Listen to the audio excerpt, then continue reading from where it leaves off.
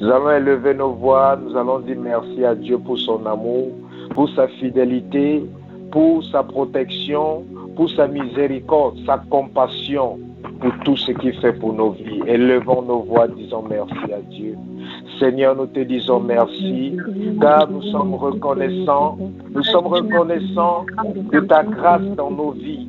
Nous sommes reconnaissants de ta puissance, nous sommes reconnaissants de ta miséricorde, nous sommes reconnaissants de ta bénédiction, nous sommes reconnaissants de ton salut, de ton support, nous sommes reconnaissants de ta consolation, de ton réconfort.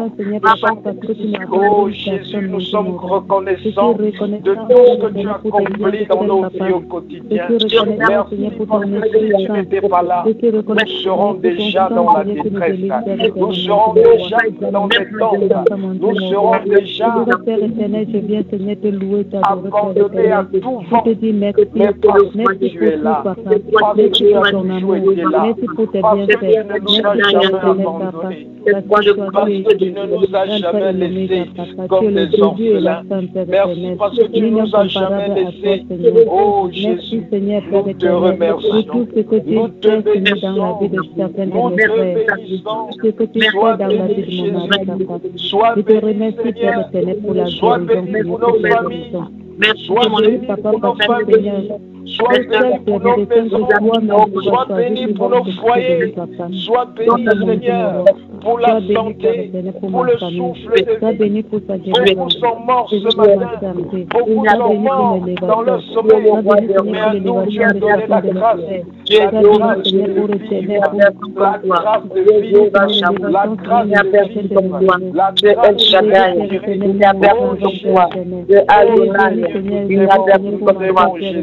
de la terre du ciel, la terre du l'alpha et l'oméga, nul n'est comme toi. Oh, merci.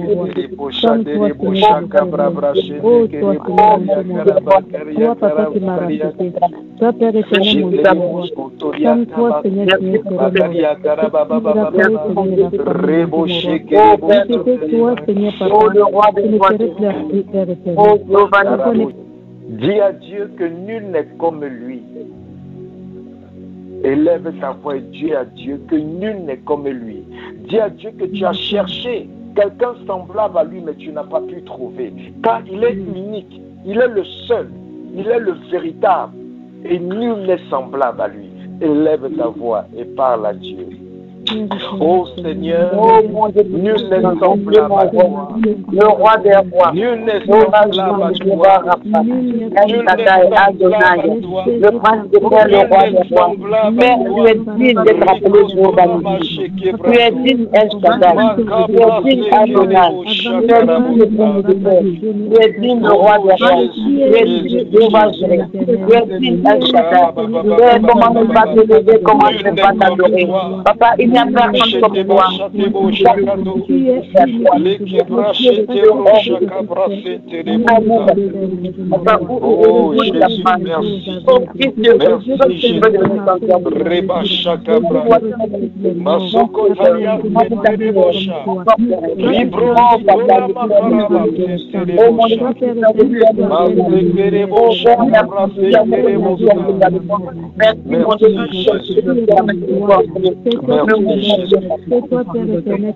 Merci Jésus. C'est pour le Dieu fort. C'est pour les yeux d'Abraham de sacrification. Tu peux comme toi, comme variation. Tu es toujours unité, jamais égalé. Tu es amour, papa. Merci pour ta grandeur. Merci,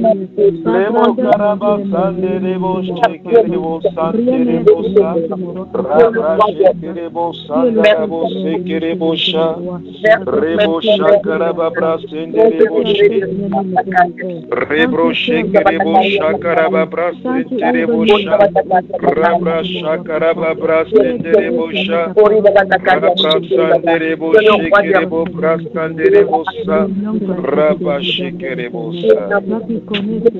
Hallelujah. Hallelujah. Hallelujah. Hallelujah.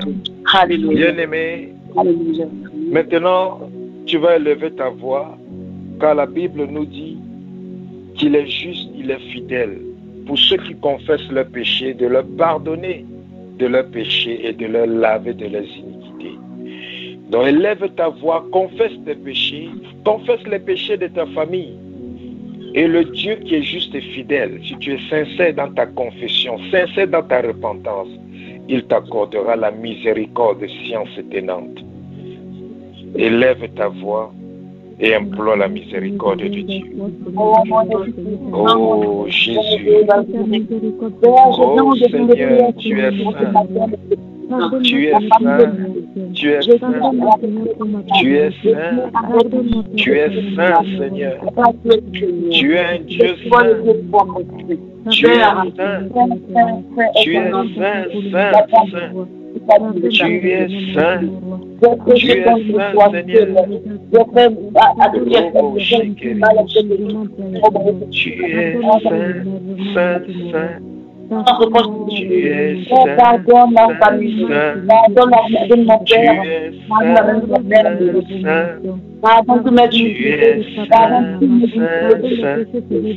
et son neveu égalé. Rends-nous saints, Seigneur. Rends-nous saints. Purifie-nous, Seigneur. Rends-nous purs. Rends-nous saints. Sanctifie-nous, Seigneur, par ta parole. Sanctifie-nous, Seigneur, par ton esprit. Sanctifie-nous par ton sang précieux. Sanctifie-nous par ta présence. Jésus, Rabo Shakabala, Antikentelebo Shataria, Marabra Shekebra Sokatabra, Rabra Shekebra Shekebro. Oh Jésus, Jésus, Jésus, Jésus, Jésus, Jésus, Jésus,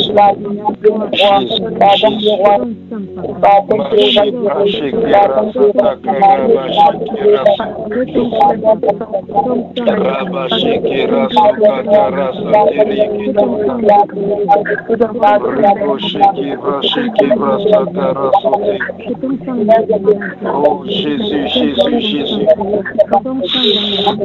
purifie-nous par ta parole.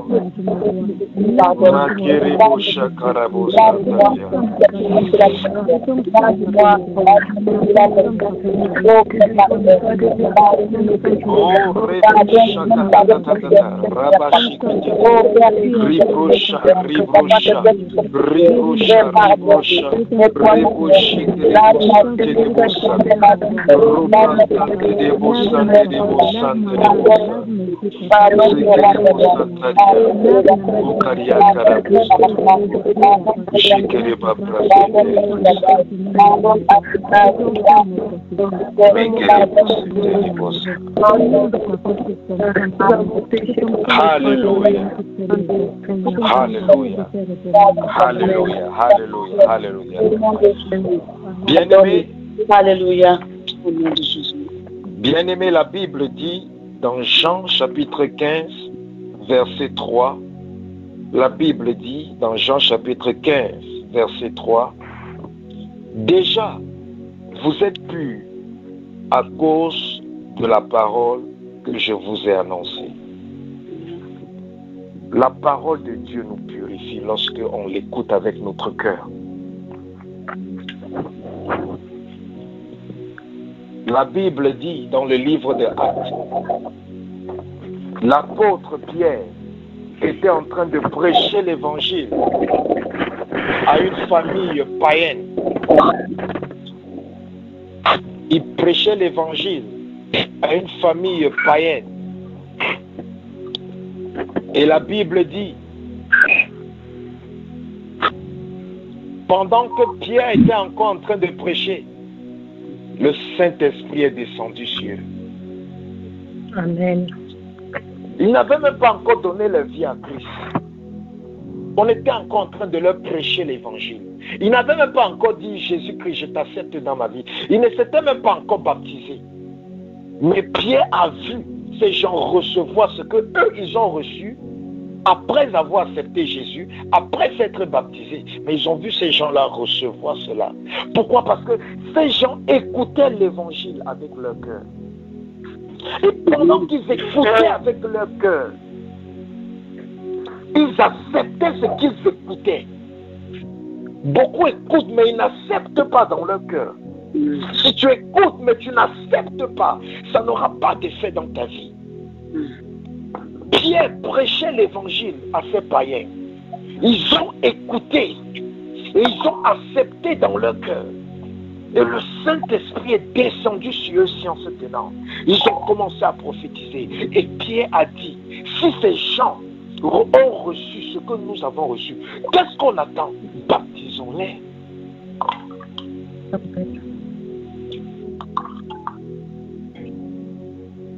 Donc, bien-aimé, tu vas dire, Seigneur, par ta parole, purifie-moi. Dis à Dieu, par ta parole, viens me purifier. Au nom de Jésus. Amen. Élève ta voix et prie. Seigneur, viens nous purifier par ta parole. Viens nous purifier par ta parole. Viens nous purifier par ta parole. Rico Sateria Carabo Reprocha Caraba Rebusha Raproche Kiribo Sataria.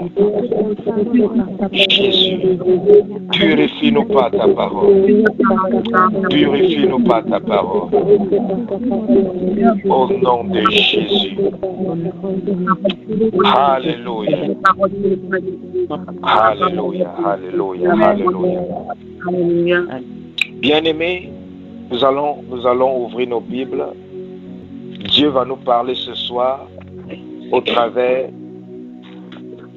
d'un passage. Nous allons lire Jean, le livre de Jean, évangile de Jean, chapitre 19.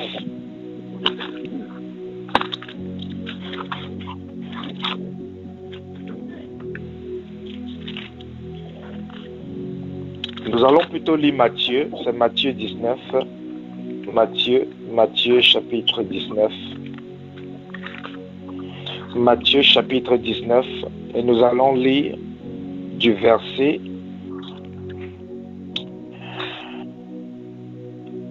Nous allons lire du verset 16 jusqu'au verset 26. Matthieu chapitre 19 du verset 16 au verset 26. Si un bien-aimé à la page, veuillez nous lire s'il vous plaît.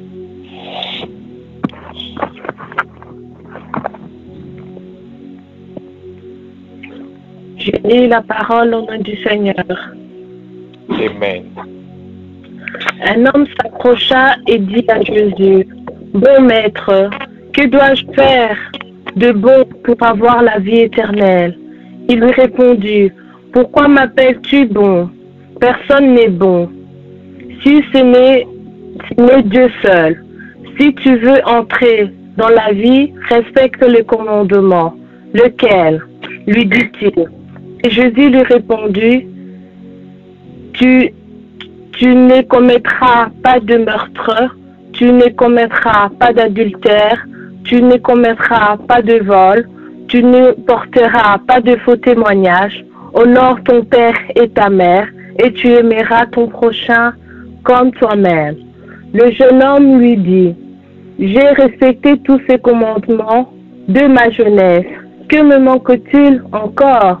Jésus lui dit, si tu veux être parfait, va vendre ce que tu possèdes. Donne-le aux pauvres et tu auras un trésor dans le ciel. Puis viens et suis-moi. Lorsqu'il entendit cette parole, le jeune homme s'en alla tout triste, car il avait de grands biens. Jésus dit à ses disciples, je vous l'ai dit en vérité, il est difficile à un riche d'entrer dans le royaume des cieux. Je vous l'ai dit encore, il est plus facile à un chameau de passer par un trou d'aiguille qu'à un riche d'entrer dans le royaume de Dieu. Quand les disciples entendirent cela, ils furent très étonnés et dirent, qui peut donc être sauvé? Jésus les regarda et leur dit, aux hommes, cela est impossible, mais à Dieu tout est possible. Parole de l'Éternel. Amen. Que Dieu vous bénisse. Amen. Bien-aimés, Jésus-Christ en chemin rencontre un jeune homme. Il rencontre un chrétien. Il rencontre un enfant de Dieu.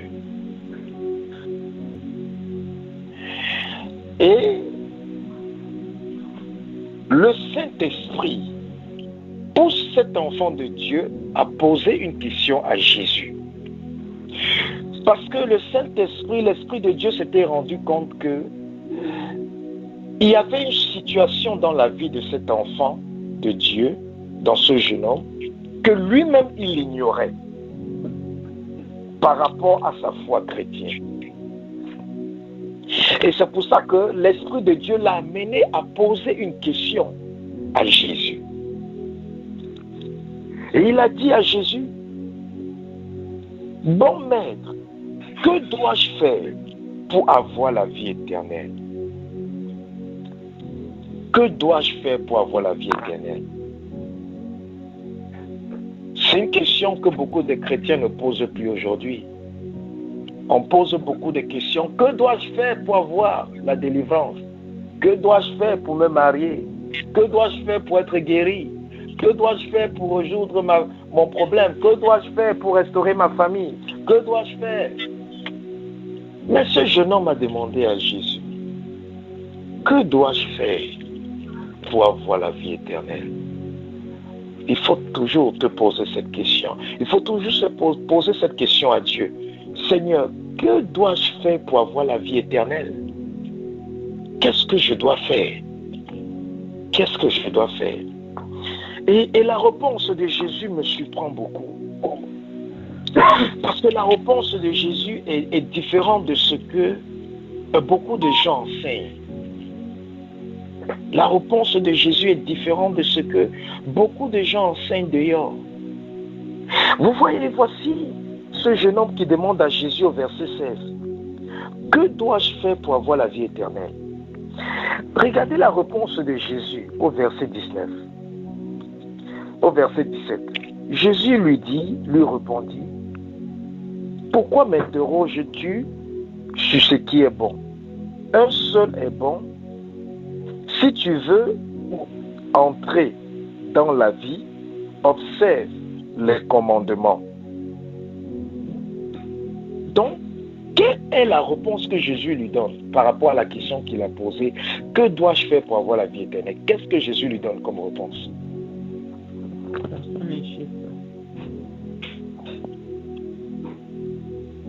Quelle réponse Jésus lui donne, bien-aimé? Si tu as lu le passage. Personne n'est juste sur cette terre. Donc, Amen. Et après, il donne la réponse à la question. Il n'a pas vendu toutes ses richesses. Donner aux pauvres. Non, juste restons juste. Aimer les uns les autres, respecter les parents, ne pas commettre l'autre. Amen. Donc, c'est ça. Fais ce commandements. Vous voyez au verset 17, au verset 17, il dit, si tu veux entrer dans la vie, si tu veux entrer dans la vie, il dit si tu veux entrer dans la vie, observe les commandements. Vous comprenez ce que Jésus dit? On n'enseigne pas ça beaucoup dehors. Dehors, on dit crois, crois, tu seras sauvé. Crois, crois, tu seras sauvé. Mais Jésus lui dit, si tu veux entrer dans la vie, garde mes commandements. Ça veut dire que lorsque quelqu'un ne garde pas les commandements de Dieu, il est déjà dans la mort spirituelle. Il est déjà dans la mort spirituelle. La seule chose qui nous donne le droit légal d'entrer dans la vie, c'est quand on marche selon les commandements de Dieu. Amen. Donc c'est le premier enseignement que Jésus nous donne ici. C'est vrai, on doit croire pour être sauvé. Mais croire sans appliquer les commandements de Dieu, ça sera avoir la foi sans les œuvres. Parce que la Bible dit que la foi sans les œuvres est morte. Et lorsqu'on croit et on ne pratique pas, on croit sans pratiquer, notre foi devient nulle. Elle devient morte. C'est pour ça que beaucoup de chrétiens croient. Beaucoup de chrétiens ont l'assurance en Dieu. Mais ils ne voient pas de changement dans les situations. Pourquoi? Parce qu'ils n'ont pas compris que pour que leur foi soit vivante, ils doivent croire, ils doivent maintenant pratiquer. Amen. Parce que la Bible nous dit que même les démons croient. Donc si tu crois seulement, si tu t'arrêtes au niveau de croire, tu n'es pas différent des démons. Parce que la Bible dit que même les démons croient et ils tremblent lorsqu'ils écoutent le nom de Dieu.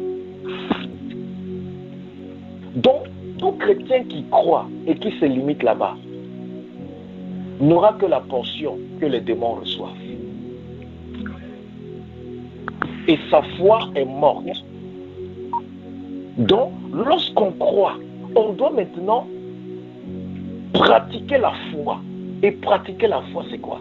C'est marcher selon les commandements de Dieu. C'est ça maintenant qui nous fait entrer dans la vie. Toute personne que vous voyez dehors, qui réussit, qui s'en sort, ne dites pas que non, lui, il est dans la vie, tout marche pour lui. Non, spirituellement, il est dans la mort. Il est dans la mort spirituelle, il est dans la mort.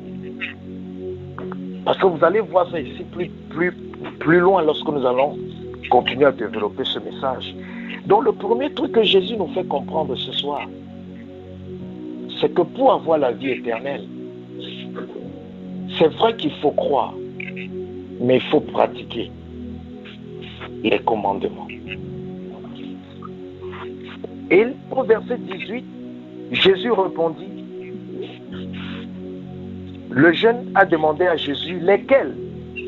Et Jésus répondit, tu ne tueras point, tu ne commettras point d'adultère, tu ne déroberas point, tu ne diras point de faux témoignages, honore ton père et ta mère, tu aimeras ton prochain comme toi-même. Le verset 20, le jeune homme lui dit, j'ai observé toutes ces choses. Que me manque-t-il encore? Est-ce que vous comprenez un peu ce qui se passe? Ça veut dire que quoi? Ça veut dire que le jeune homme, malgré qu'il savait qu'il avait observé les commandements de Dieu, il savait qu'il y avait quelque chose qui le manquait. Mais il ne savait pas quoi. C'est pour ça que je vous ai dit au début que c'est l'Esprit de Dieu qui a amené ce jeune homme à poser ces questions à Dieu. Parce que ce jeune homme, il a constaté qu'il y avait un vide en lui. Il y avait quelque chose qui manquait. Il vivait il menait une vie d'intégrité. Il menait une vie de justice. Il ne volait pas, il ne mentait pas, il n'était pas dans la fraude. Mais il constatait qu'à l'intérieur de lui, quelque chose le manquait. C'est pour ça que Jésus-Christ lui dit, accomplis, si tu gardes tous ces commandements, tu seras sauvé. Mais il dit à Jésus, j'ai gardé tous ces commandements depuis ma naissance, depuis mon enfance. Mais qu'est-ce qui me manque encore? Bien aimé, c'est la question que beaucoup de chrétiens ne se sont pas posées. Et c'est pour ça que beaucoup de choses sont bloquées dans leur vie. Tu m'as dit que pasteur, je fais déjà tout. Je crois, je prie, je crois en Dieu. Je marche dans la sainteté, je marche dans la sanctification. Je n'insulte plus, je ne m'assis plus avec les moqueurs. Je n'injure plus, je ne calomnie plus, je ne jalouse plus. Je n'ai plus des désirs impudiques, des désirs impurs. Non, non, non, non. Pose-toi la question. Pose la question à Dieu. Qu'est-ce qui me manque encore? Qu'est-ce qui me manque encore? La Bible dit au verset 20, le jeune homme lui dit, j'ai observé toutes ces choses, que me manque-t-il encore? la parole de Dieu n'est pas manifeste totalement dans notre vie, c'est parce qu'il manque encore quelque chose. Alléluia. Oui. Si Dieu a dit dans sa parole, par mes meurtrissures, tu es guéri, et que je sens que je suis encore malade, ça veut dire qu'il y a quelque chose qui me manque. Même si je suis intègre, même si je suis juste, même si je suis bon, même si je suis saint ou sainte, mais si la parole de Dieu n'est pas vraie dans ma vie, dans tous les domaines de ma vie, ça veut dire qu'il me manque encore quelque chose. Et c'est la question qu'on doit se poser. Seigneur, qu'est-ce qui me manque encore?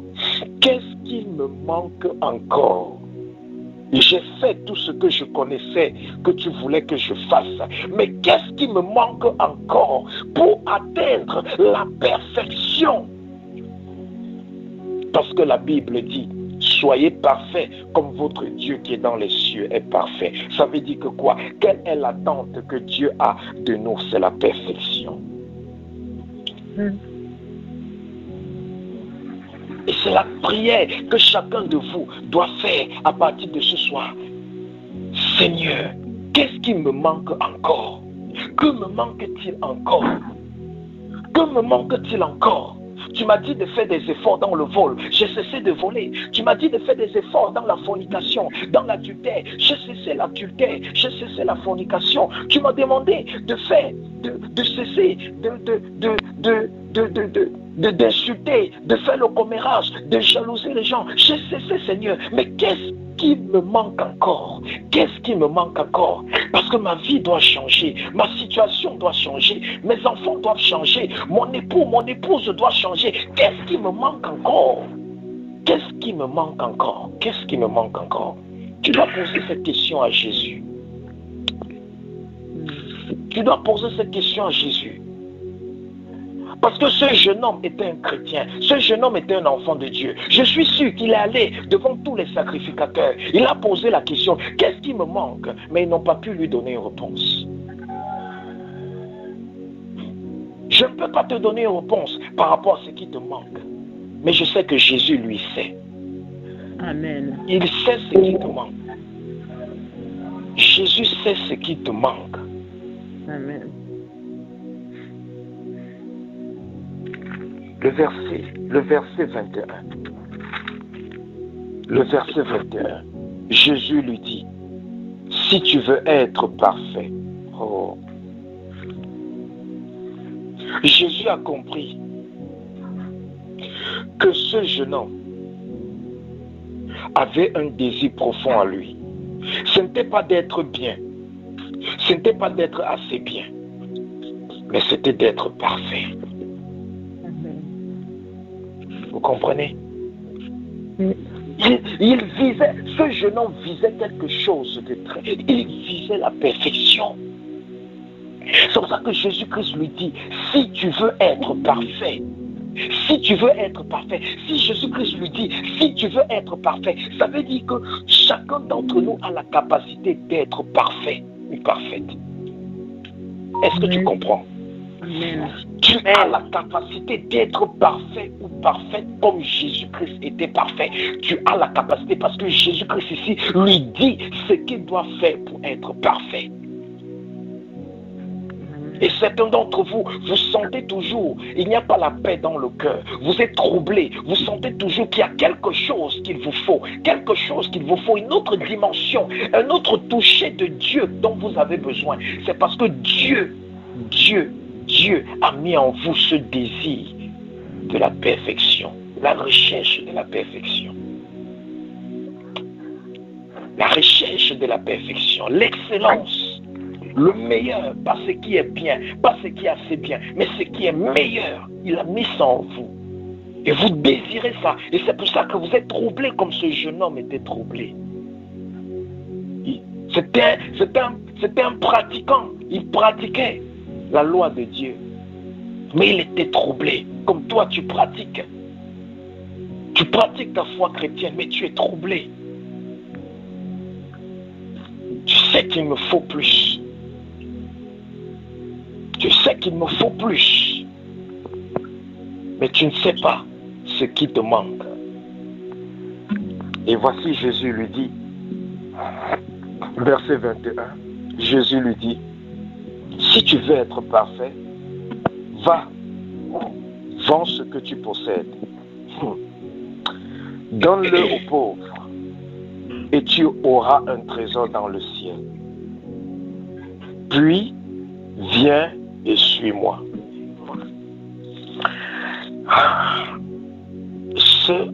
Ce verset biblique, pour développer bien ce verset biblique, ça peut prendre même un séminaire d'une semaine. Ce verset biblique, ça c'est un enseignement d'une semaine. Un enseignement d'une semaine sans répétition de quoi que ce soit. Ouvre ton cœur, sois attentif. Jésus lui dit, si tu veux être parfait, va, vends tout ce que tu possèdes. Donne-le aux pauvres et tu auras un trésor dans le ciel.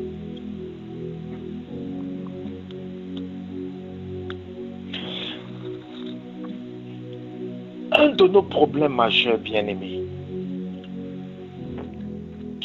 c'est que nous avons accepté Jésus-Christ.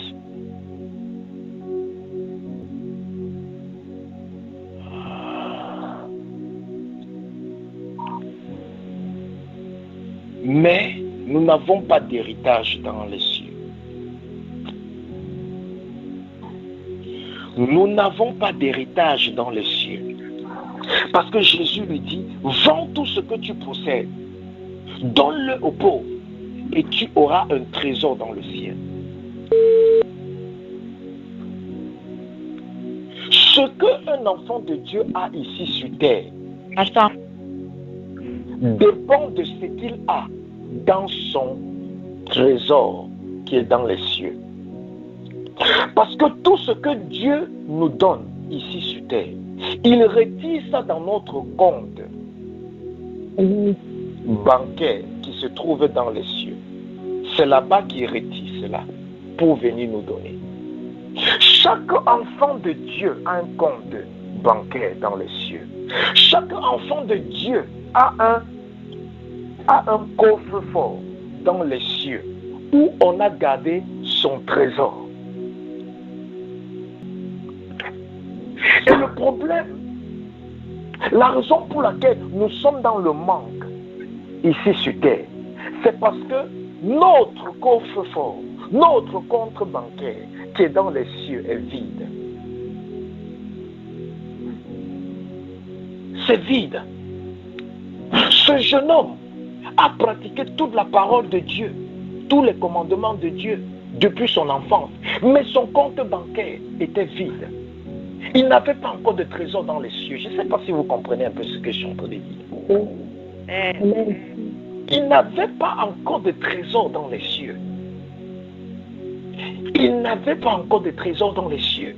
Alors qu'il n'était plus, il a honoré son père, il a honoré sa mère, il a aimé son prochain comme lui-même. Il n'a pas dérobé, il n'a pas commis d'adultère, il n'a pas rendu de faux témoignages, mais malgré qu'il n'a pas fait tout ça, il n'avait pas de trésor dans les cieux.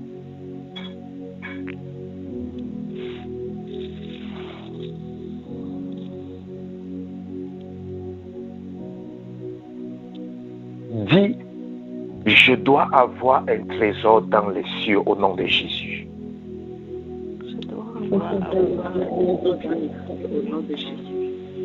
Je dois avoir un trésor dans les cieux au nom de Jésus. Je dois avoir un trésor dans les cieux au nom de Jésus. Bien-aimé, c'est ça. Amen. Tu souffres parce que tu n'as pas de trésor. Et lorsque tu demandes à Dieu, les anges vont dans ton coffre-fort qui est dans les cieux. Les anges vont dans ton compte bancaire qui est dans les cieux. Et ils voient que c'est vide. Oh Jésus-Christ. Ils voient que c'est vide. C'est toi-même qui produis. par le travail que tu fais ici sur terre, par ta vie que tu mènes ici sur terre. C'est toi qui produis ce qui sera déversé dans ton compte dans les cieux. Un serviteur de Dieu était en train de prier pour les gens pendant un programme. Et il est arrivé à une situation où il y avait une personne qui avait besoin d'un miracle. Et lorsqu'il a voulu prier pour cette personne, le Saint-Esprit lui a dit, ton compte bancaire est déjà vide. Tout ce qui restait dans ton compte bancaire de miracle, ça a déjà été épuisé. Même si tu pries comment, tu ne peux plus faire un miracle sur cette personne.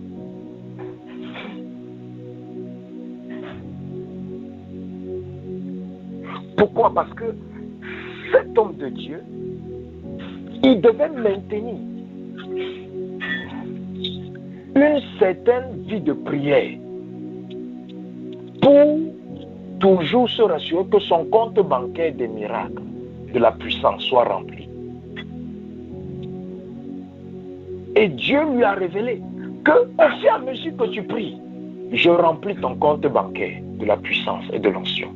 Lorsque tu cesses de prier, ça se vide. Ça se vide.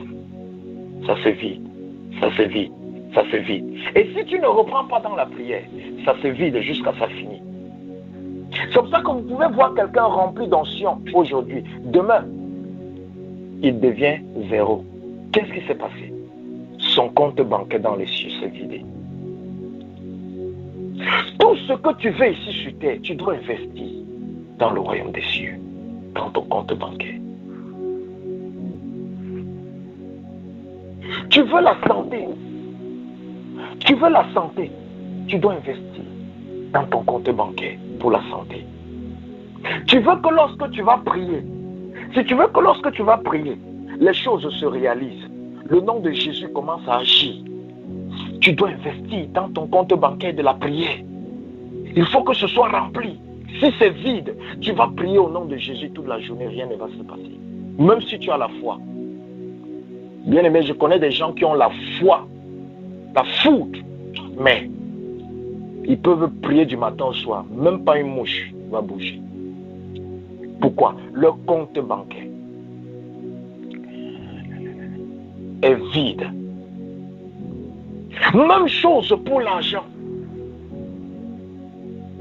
Même chose pour l'argent. Les chrétiens sont pauvres. Pourquoi? Ils n'investissent pas dans le royaume des cieux. Les chrétiens investissent plus dans le monde que dans le royaume des cieux.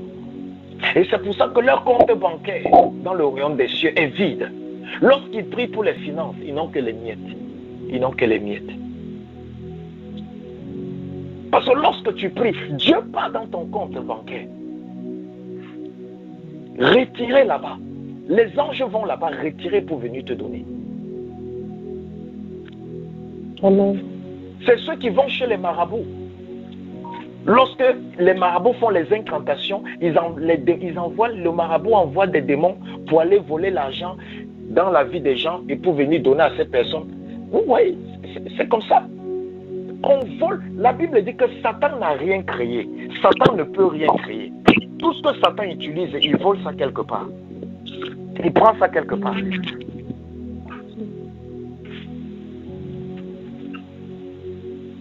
Les enfants de Dieu sont pauvres parce qu'ils ne donnent pas.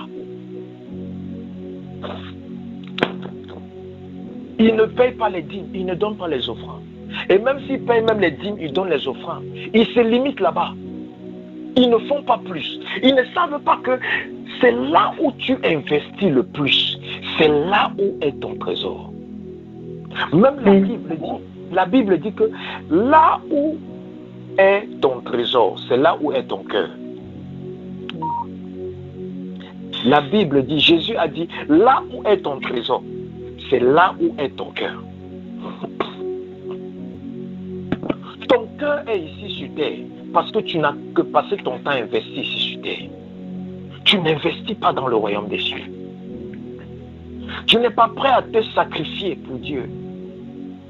Tu n'es pas prêt à sacrifier tes préférences pour Dieu. Tu n'es pas prêt à sacrifier tes possessions. Jésus-Christ a demandé à ce jeune homme, vends toutes tes possessions, vends tout ce que tu possèdes.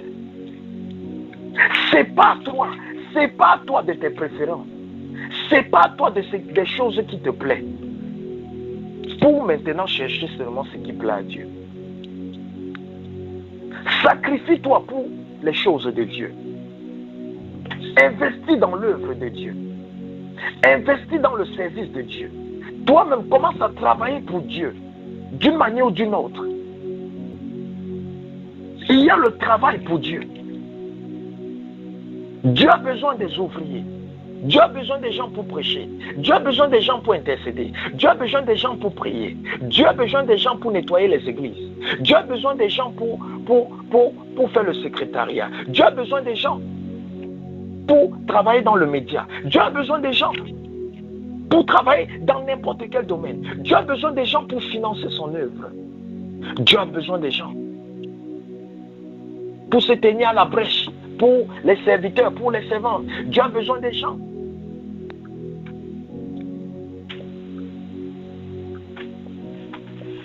Le jeune homme a pratiqué tous les commandements de Dieu, mais il ne servait pas Dieu.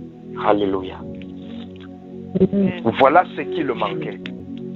Voilà ce qui le manquait. Et vous savez pourquoi il ne servait pas Dieu? Parce que si vous regardez la dernière phrase du verset 21, qu'est-ce que la dernière phrase du verset 21 dit?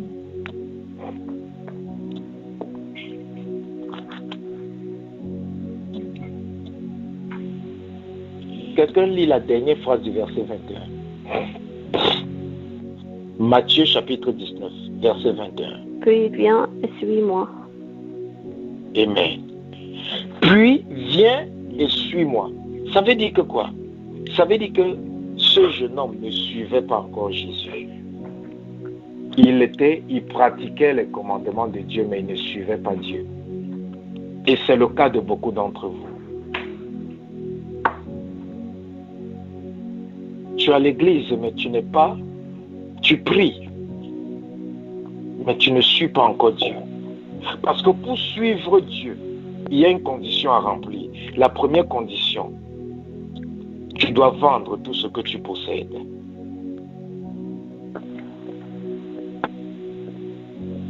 Afin d'avoir un trésor dans les cieux.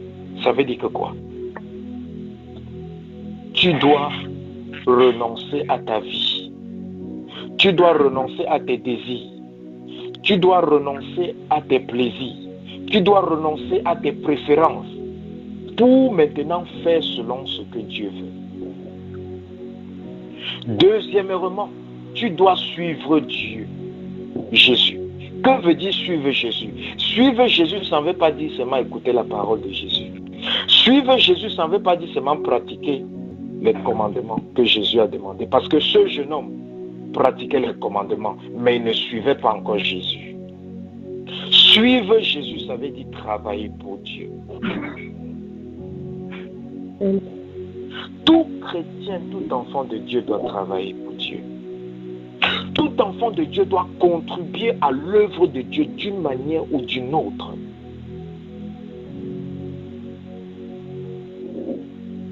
Tu dois contribuer. Tu dois appartenir, tu dois travailler dans un ministère.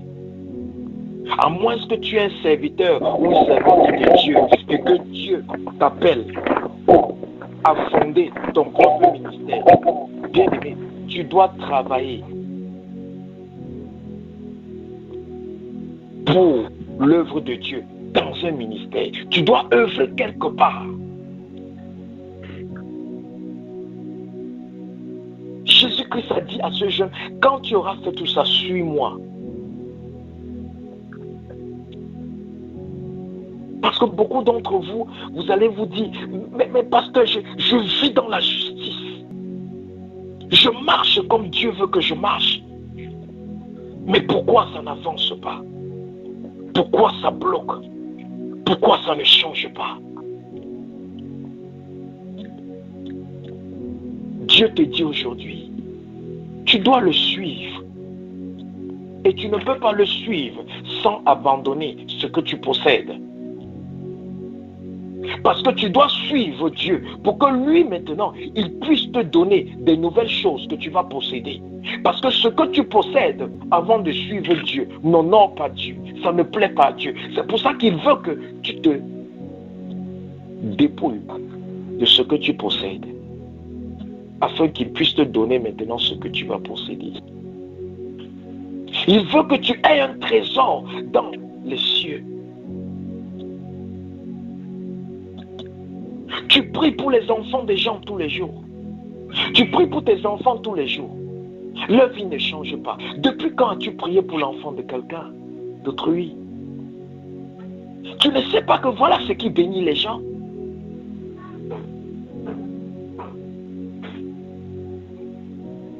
Il y a des stratégies que les enfants de Dieu peuvent faire pour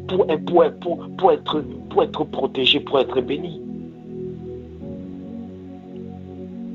Moi, je sais une chose, que mes enfants n'auront jamais faim dans leur vie. Quel que soit leur âge, ils n'auront jamais faim. Pourquoi?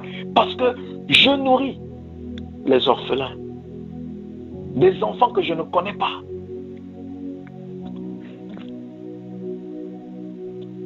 Nous finançons à plus de 70% une organisation internationale qui fait des œuvres sociales partout dans le monde entier. Nous finançons à plus de 70%, nous sommes les plus grands donateurs. Moi et mon épouse, dans cette organisation. Plus de 70%. Mes enfants, je sais que même s'ils ne travaillent pas, même s'ils sont paresseux, ils ne vont jamais manquer du pain dans leur vie. Pas parce qu'ils sont saints, pas parce qu'ils sont bénis, mais parce que leurs parents ont sémé dans la vie des autres enfants. Le compte bancaire est rempli dans les cieux. Il y a un trésor là-bas.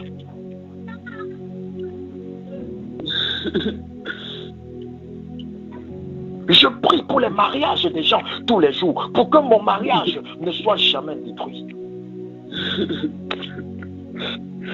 Amen. Je prie pour les malades, pour que moi je ne tombe jamais malade.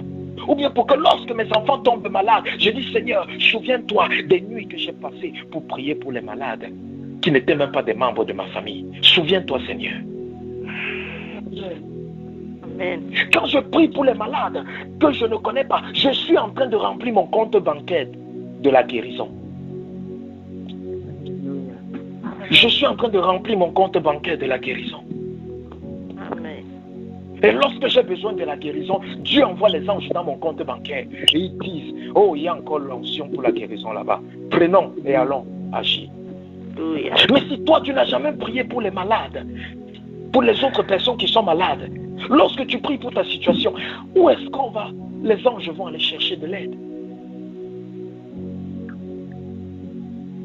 Le jeune homme, ce jeune homme, il pratiquait, il se focalisait seulement à pratiquer les commandements de Dieu. Non, Jésus lui a dit, vends ce que tu as, va donner aux pauvres. Tu as passé ta vie à te concentrer sur ta vie. Tu es un gros égoïste. Tu es un égocentriste.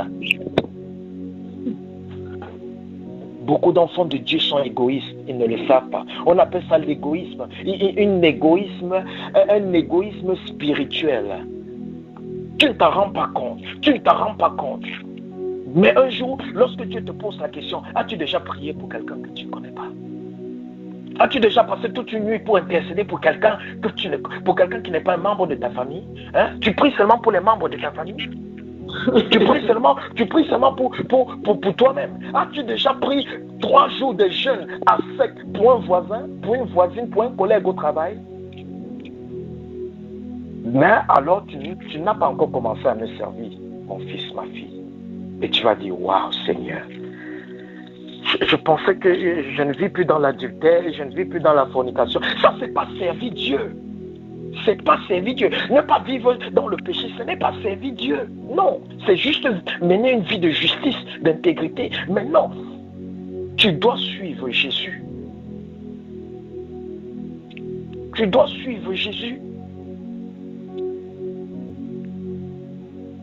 Tu dois suivre Jésus.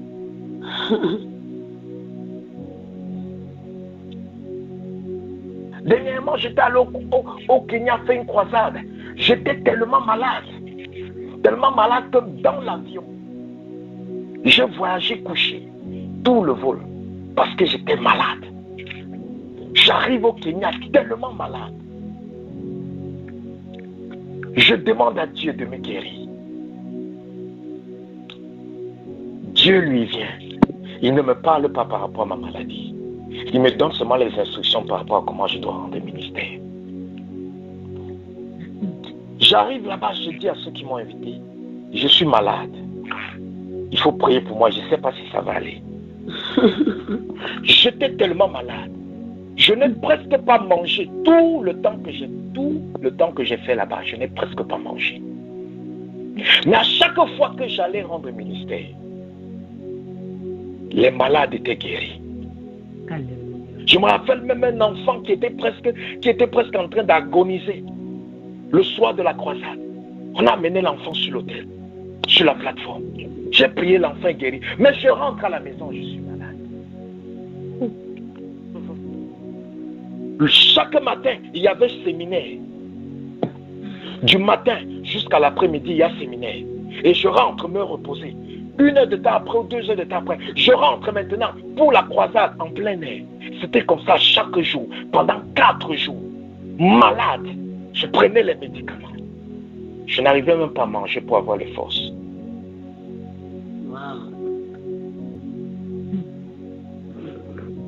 Mais j'ai vu des gens qui avaient le pied cassé, commencer à marcher totalement.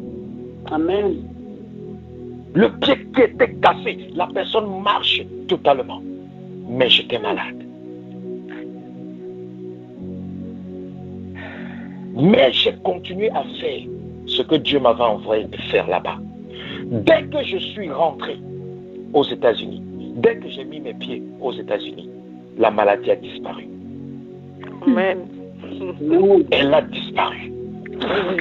Elle a disparu. On ne peut pas te comprendre. Pourquoi? Pendant que je priais pour les autres, j'étais en train d'investir.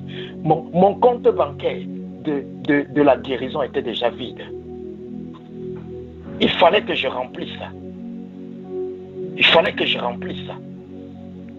C'est pour ça que vous allez voir des gens, certains d'entre vous, vous allez constater que vous priez pour certaines personnes, leur problème est résolu, mais votre problème n'est pas résolu. Oui. Oui, c'est parce que votre compte bancaire est vide. Quand vous priez pour ces personnes, Dieu, lui, il part, il les exauce, il agit. Mais quand tu pries pour toi-même, il faut que ton compte bancaire ait quelque chose.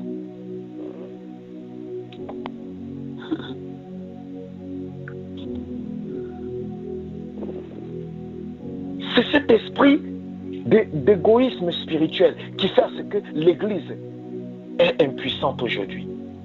Parce que si l'Église suivait Jésus, c'est que aucun pasteur ne devait tomber. Aucun pasteur ne devait tomber.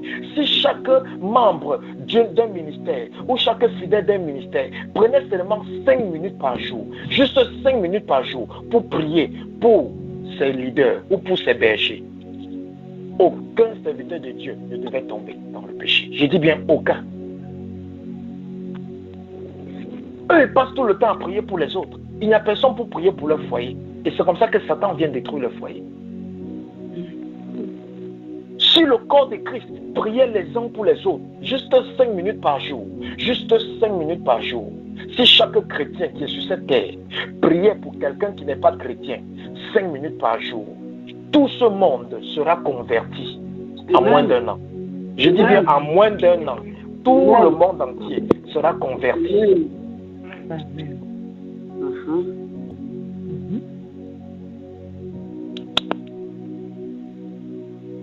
Ne dis pas que non, j'ai des problèmes, Il y a des pasteurs qui m'ont appelé et dit que mais pasteurs, il y a des gens qui viennent avec des situations comme ça.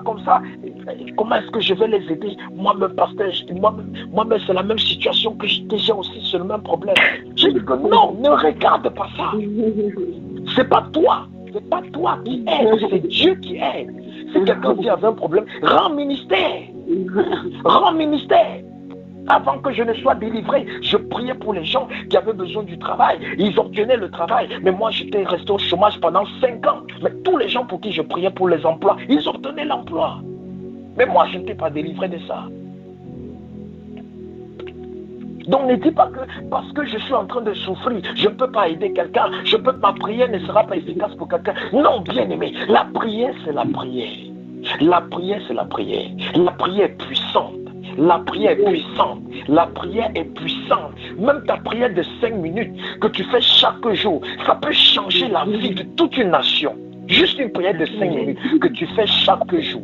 Que tu fais chaque jour. Chaque jour, tu dis, non, je pense seulement faire 5 minutes pour prier pour cette nation. Tu fais comme ça 1 an, 2 ans, 3 ans, tu vas voir cette nation changer, comme tu as dit dans ta prière. Le problème, c'est que nous commençons aujourd'hui, demain, après-demain, on s'arrête. On n'est pas constant. On n'est pas constant. Quand tu n'es pas constant, ça ne peut pas réussir. Ça ne peut pas réussir. Donc Dieu te dit ce soir, bien-aimé, Dieu te donne un secret ce soir. Commence à prier pour les gens que tu ne connais pas. Amen. Commence à aider les gens que tu ne connais pas. Tu es en train d'investir pour toi. Tu es en train d'investir pour toi. Tu es en train d'investir pour ta vie. C'est ce qui manquait au jeune homme. Le jeune homme, il lui manquait quelque chose. Mais regardez ce qui se passe au verset 23. Après avoir attendu ces paroles, le jeune homme s'en alla tout triste, car il avait des grands biens. C'est là où on échoue, bien-aimé. C'est là où on échoue. Bien-aimé, il est temps de suivre Jésus. Ce n'est pas une affaire de bout de lèvres. Ce n'est pas une affaire que Seigneur, je t'aime trop, non. C'est une affaire d'action. L'homme riche, il était triste. De ce qu'on lui demandait, il était triste. Il était triste.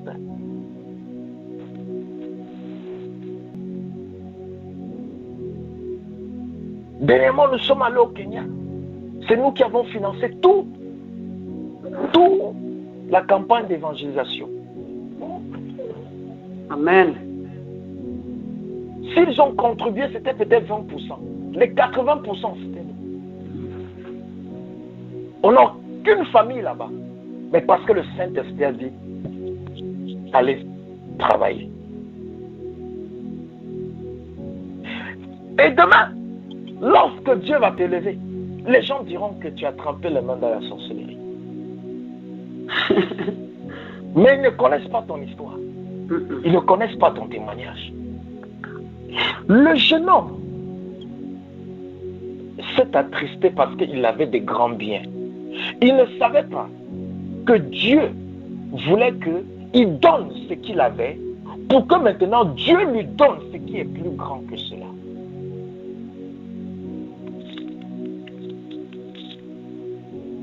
Ce que nous retenons souvent parfois, ce sont les miettes. Et ça empêche Dieu de nous donner le pain.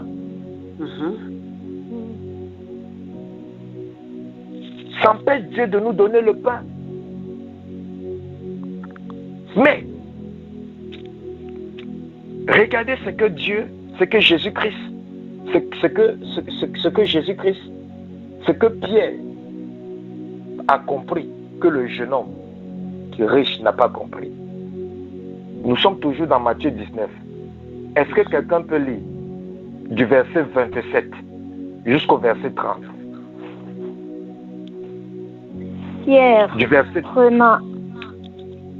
Pierre, prenant alors la parole, lui dit, « Voici, nous avons tout quitté et nous t'avons suivi. Qu'en sera-t-il pour nous ?» Jésus leur répondit, « Je vous le dis en vérité, quand le Fils de l'homme, au renouvellement de toutes choses, sera assis sur le trône de sa gloire, vous qui m'avez suivi, Vous serez de même assis sur 12 trônes et vous jugerez les 12 tribus d'Israël. Et quiconque aura quitté à cause de mon nom ses frères ou ses sœurs ou son père ou sa mère ou sa femme ou ses enfants ou ses terres ou ses maisons recevra le centuple et héritera la vie éternelle. Amen. Alléluia. Oui, continuez. D'accord. Plusieurs des premiers seront les derniers et plusieurs des derniers seront les premiers. Amen. Alors, vous voyez, Dieu voulait donner au jeune homme le centuple de ce qu'il avait. Il n'a pas compris. Avec Dieu, il faut perdre pour retrouver. Avec Dieu, il faut perdre pour retrouver. Amen. Amen. Pierre, lui, il a compris ça. Mais le jeune homme n'a pas compris. Il s'est attristé, il est parti. Il n'a pas suivi Jésus.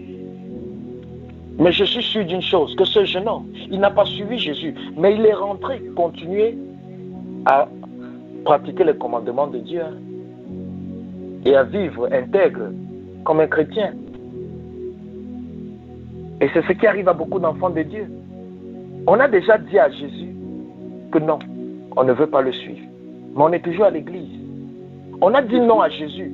Pourquoi? Parce que on ne veut pas se sacrifier pour lui. On ne veut rien perdre pour lui. Ce qui est étonnant, c'est que Jésus dit que même celui qui aura perdu sa femme, ça veut dire que quelqu'un peut même perdre son époux, son épouse, à cause des choses de Dieu. Et Dieu promet une restauration pour cette personne dans ce siècle présent. C'est incroyable. C'est pour ça que tu ne dois pas être l'idole. Ton mari ne doit pas être ton idole. Ta femme ne doit pas être ton idole. Tes enfants ne doivent pas être ton idole. L'argent ne doit pas être ton idole. Ta maison, tes biens matériels ne doivent pas être ton idole.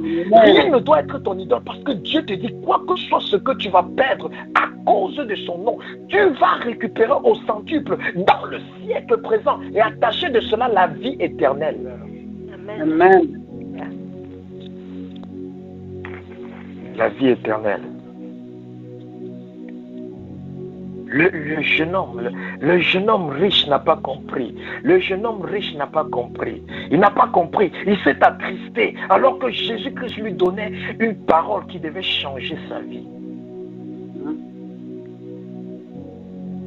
Si Job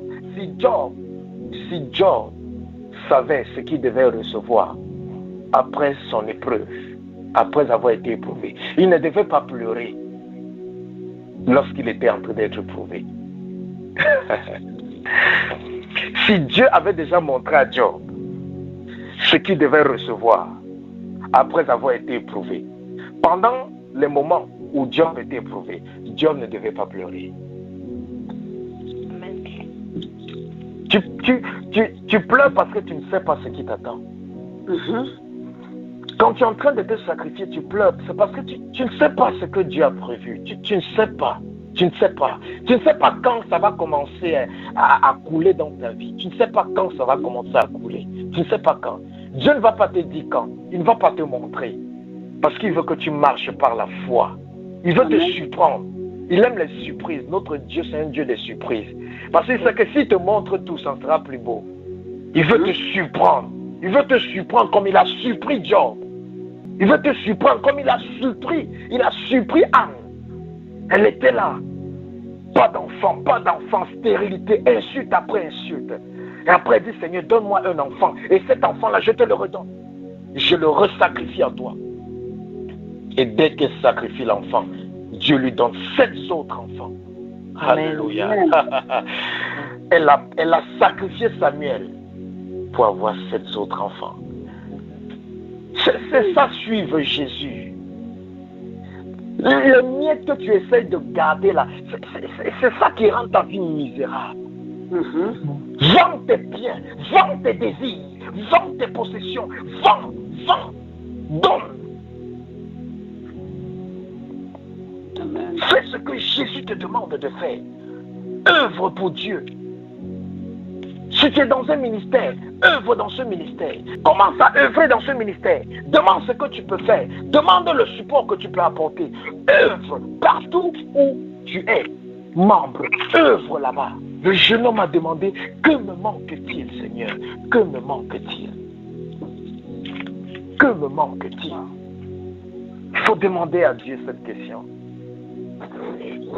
Il faut demander à Dieu cette question. Il faut demander à Dieu, Seigneur, qu'est-ce qui me manque encore? Qu'est-ce qui me manque encore?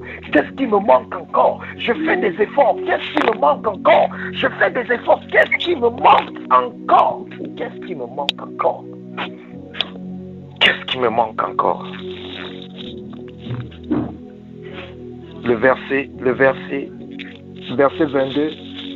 Après avoir entendu ces paroles, le jeune homme s'en alla tout triste, car il avait des grands biens. Verset 23, Jésus dit à ses disciples, je vous le dis en vérité, un riche entrera difficilement dans le royaume des cieux.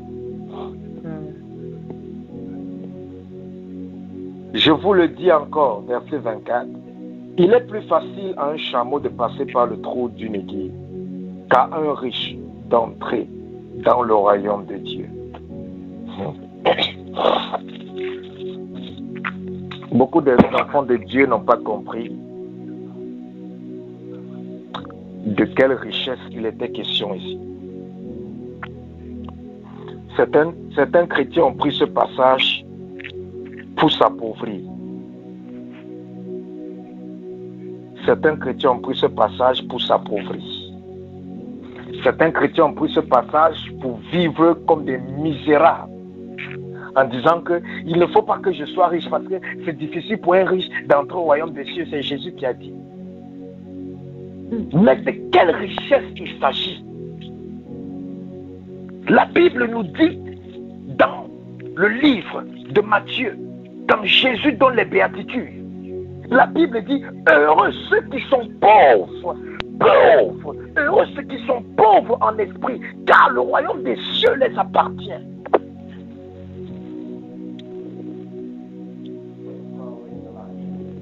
Ceux qui sont riches,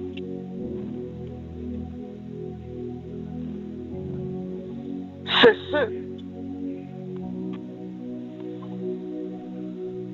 qui aiment encore tellement ce qu'ils ont et qui ne sont pas encore prêts à se séparer de ça pour se consacrer à Dieu. Parce que si la richesse dont il est question ici, si cette richesse, c'était la richesse seulement financière ou matérielle, c'est que Abraham ne devait pas être sauvé parce qu'il était riche. C'est que Isaac ne devait pas être sauvé parce qu'il était riche. C'est que Jacob ne devait pas être sauvé parce qu'il était riche et prospère. C'est que David ne devait pas être sauvé parce qu'il était riche et prospère. C'est que Pierre ne devait pas être sauvé parce qu'il était riche et prospère. Il avait une compagnie, une poissonnerie, une compagnie de pêche, des bateaux de pêche. C'est que l'apôtre Paul ne devait pas être sauvé parce qu'il était riche, il avait son business, il construisait, il fabriquait les tentes.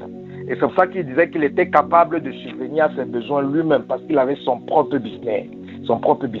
Donc, bien aimé, si la richesse était le problème, c'est que beaucoup d'enfants, c'est que tous les serviteurs de Dieu qu'on a vus dans la Bible ne devaient pas être sauvés parce qu'aucun serviteur de Dieu n'était pauvre. À part les désobéissants. Aucun serviteur de Dieu dans la Bible n'était pauvre. Aucun serviteur de Dieu n'a mendié pour le pain. Aucun.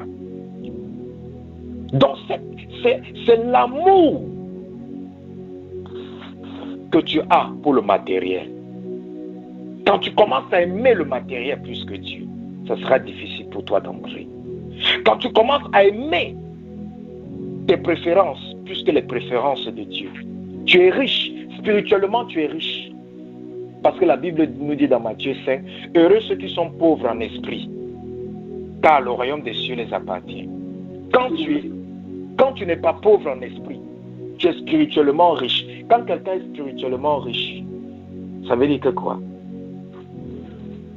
Il aime ses préférences plus que les préférences de Dieu.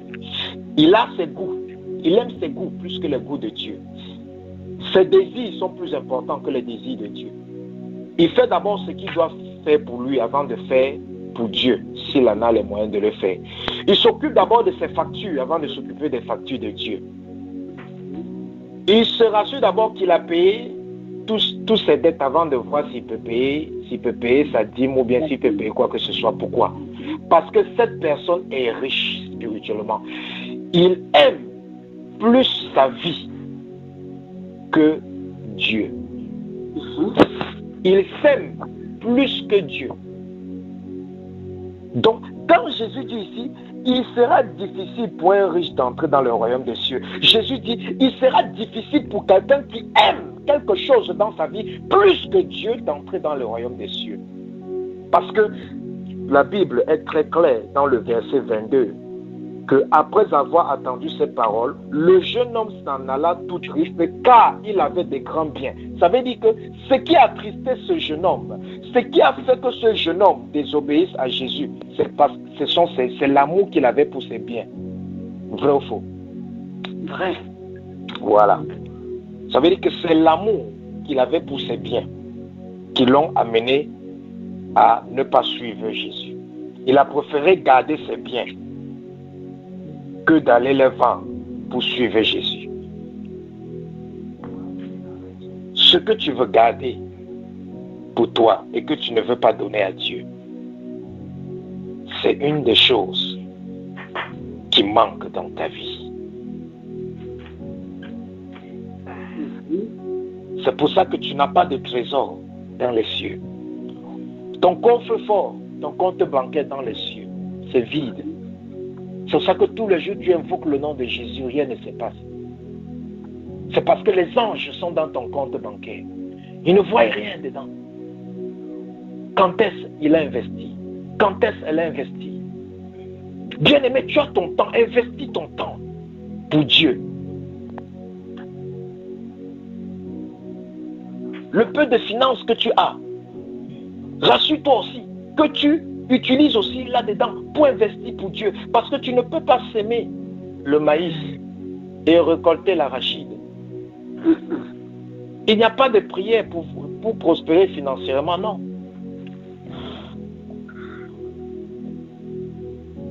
Quand quelqu'un ne paie même pas encore ses dîmes dans son église, moi je ne peux pas prier pour ses finances. Parce que je suis déjà en train de prier sur la désobéissance, sur la rébellion. Ça sera comme si, prier déjà pour les finances de quelqu'un qui ne paye même pas ses dîmes.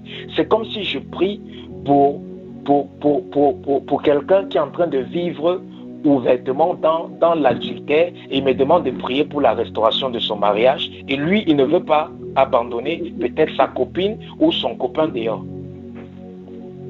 C'est la perte du temps.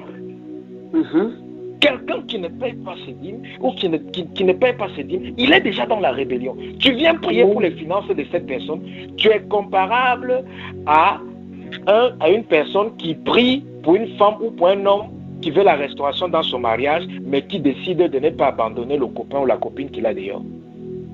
C'est la même chose. Amen. Donc quand c'est comme ça, mieux vaut tu épargnes le temps de la personne en lui disant que ce qu'on va faire, ça sera du charabia. Ça ne va même pas traverser le plafond. Parce que tu es déjà dans la désobéissance. Amen. Parce que les fondations des actions que nous posons, c'est ça le plus important. Qu'est-ce qui te motive?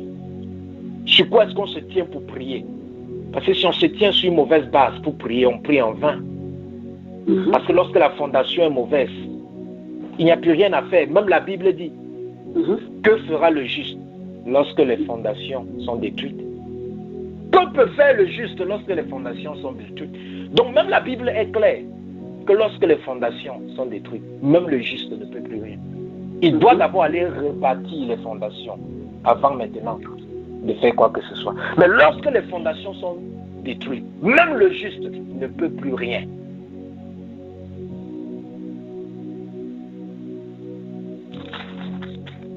Bien-aimé, quel que soit ce que tu aimais plus que Dieu, Tu dois changer. Amen.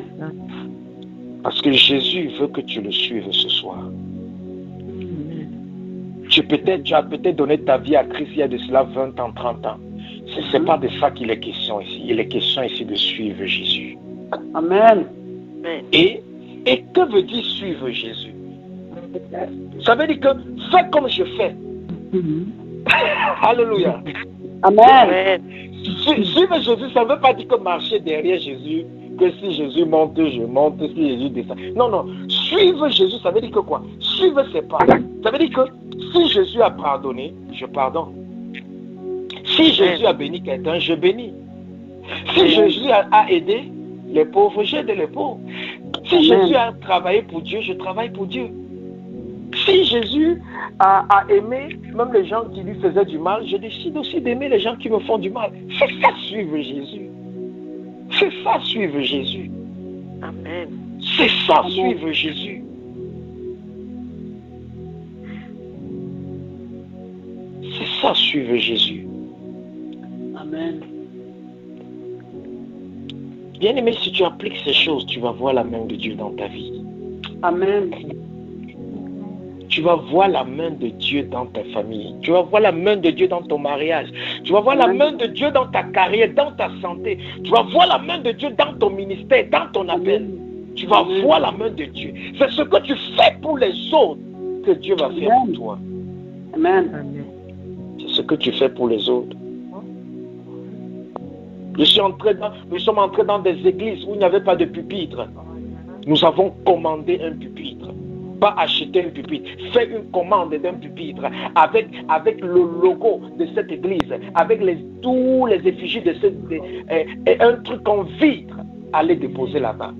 Amen. Entrer dans une église, voir que le sol est gâté. Arranger le sol de cette église. Une église qui ne nous appartient pas. Pourquoi? Nous savons que lorsque nous le faisons pour autrui, nous savons que lorsque nous le faisons pour autrui, Dieu va envoyer quelqu'un aussi faire pour nous. Amen. Ton problème, le problème des enfants de Dieu, c'est quoi? C'est que ils veulent faire tout pour eux. Tu veux faire tout, tu ne peux pas faire.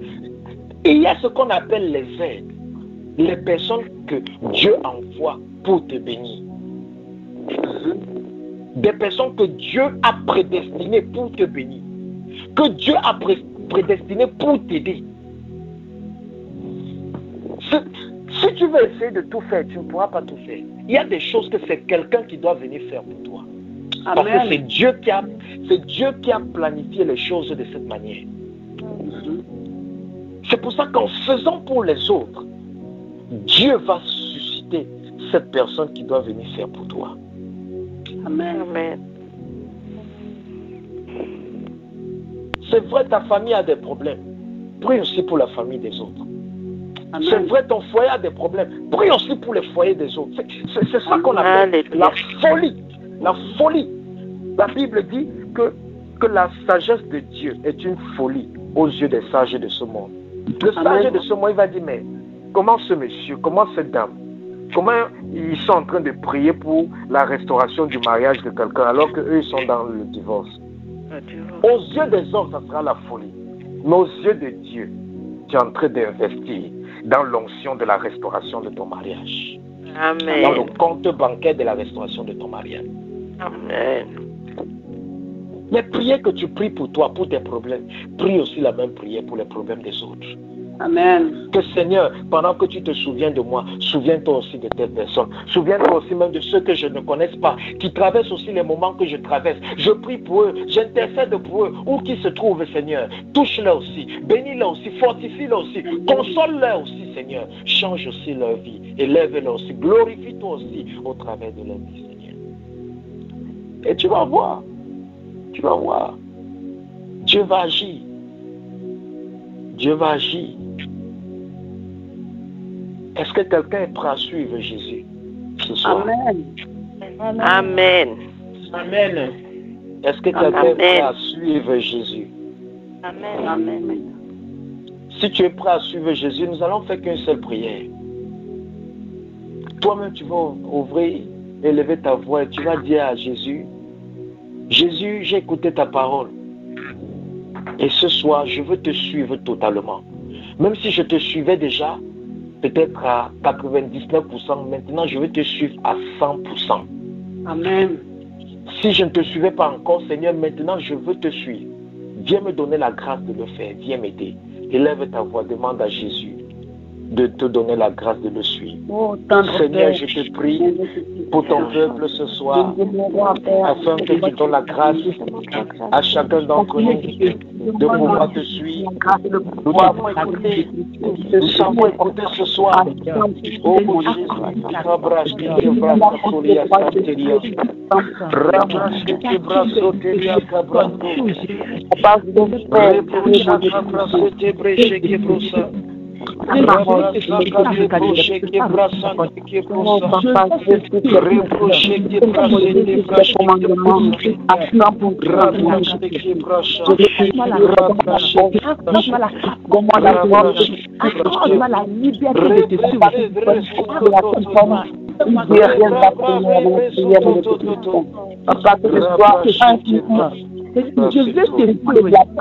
Jésus,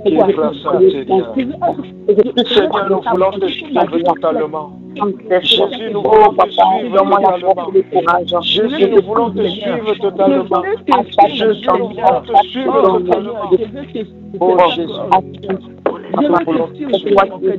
Nous voulons te suivre. Je veux faire ta volonté. Je veux faire tes préceptes. Je veux tes commandements. Au nom de Jésus. Merci Seigneur. Merci pour ta grâce. Merci. Alléluia. Alléluia. Amen. Je vais prier pour vous. Seigneur, je te bénis, je te rends grâce. Parce que tu n'as pas parlé à des oreilles. Tu n'as pas parlé à des cerveaux. Tu n'as pas parlé aux pensées des gens, mais tu as parlé à leur cœur. Seigneur, je te prie que ta parole reste gravée sur les tablettes de leur cœur. Je te prie qu'ils ne puissent jamais s'en séparer de cette parole, qu'ils ne puissent pas l'oublier. Que cette parole soit toujours là, Seigneur, pour leur fortifier, pour leur consoler, pour les encourager à œuvrer pour toi et à te suivre. Quel que soit ce qu'ils traversent, quels que soient les moments difficiles, les moments périlleux, qu'ils puissent être consolés de la même manière que toi tu as consolé Pierre. Lorsque Pierre a dit, Seigneur, nous qui avons tout abandonné, nous qui avons tout laissé, nous qui avons tout perdu à cause de toi, quelle est notre récompense? Quel est notre bénéfice? Seigneur, que tu puisses aussi consoler les cœurs à chaque fois qu'ils se poseront cette question. Seigneur, nous avons l'esprit disposé, mais tu sais que notre chair dans laquelle nous sommes prisonniers est faible. Nous prions que tu nous donnes la grâce de nous faire violence spirituelle, la grâce d'être déterminé, la grâce, oh Jésus, de pouvoir te suivre, de pouvoir se sacrifier et de pouvoir t'honorer au nom de Jésus-Christ. Merci Seigneur pour la vie de chacun d'entre eux. Merci, c'est notre année de témoignage. C'est notre année de victoire. C'est notre année de destinée. C'est notre année, oh Rebo Chakaria, c'est notre année de récompense. C'est notre année de récolte. C'est notre année de restauration, notre année de réconciliation. C'est notre année d'élévation, d'exaltation. C'est notre année de promotion, oh Jésus. C'est notre année de guérison et de délivrance. C'est notre année de couronnement. Nous serons couronnés. Car nous sommes les fils et les filles du roi des rois. Oh, merci Seigneur. Merci Jésus. Que tes anges les accompagnent. Que tes anges les protègent. Et que ton Esprit Saint continue à les entretenir tout au long de la nuit au nom de Jésus-Christ de Nazareth. Merci Seigneur d'avoir été avec nous. C'est au nom de Jésus que nous avons prié.